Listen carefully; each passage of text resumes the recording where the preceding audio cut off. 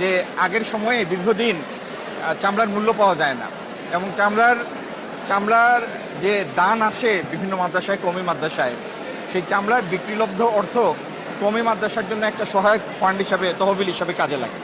তো তিনি তার হতাশা থেকে এটি বলেছেন। এই হতাশা থেকে চামড়া শিল্পকে তার সত্যিকার পটেনশিয়ালে আবির্ভূত করা, এটা তো 2.5 মাসে সম্ভব না।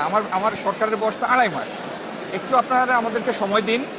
চামড়া শিল্পে দুর্বলতাটা আমরা চিহ্নিত করেছি।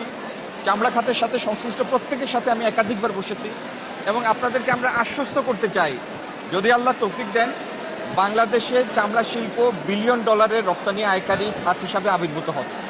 এটির দুর্বলতা যে যে জায়গায় ছিল সেগুলি সারানোর উদ্যোগ আমরা নিচ্ছি, কিন্তু সেটা 2.5 মাসে সম্ভব না। একটু সময় দিন। আর আমার যে ভাই সাংবাদিক সম্মেলনটি করেছেন, তার প্রতি আমার অনুরোধ, চামড়া শিল্পকে, চামড়া খাতকে সত্যিকারভাবে একটি সম্ভাবনাময় খাতে রূপান্তরের জন্য আপনার আমার সবার দায়িত্ব হচ্ছে এই সাময়িক সময়ে, আপৎকালীন সময়ে এক পিস চামড়াও যেন নষ্ট না হয়। যার যার জায়গা থেকে আমরা দায়িত্বশীল আচরণ করব। মনে রাখবেন, এই সম্পদটি আল্লাহর দেওয়া সম্পদ। এই দেশ যেখানে সম্পদ অপ্রতুল, সেখানে কোনো ধরনের সম্পদ নষ্ট করা হচ্ছে আল্লাহর বরকত থেকে বঞ্চিত হওয়া। জেনে শুনে জ্ঞাতসারে এরকম একটা কাজ আমরা করতে পারি না। ধন্যবাদ।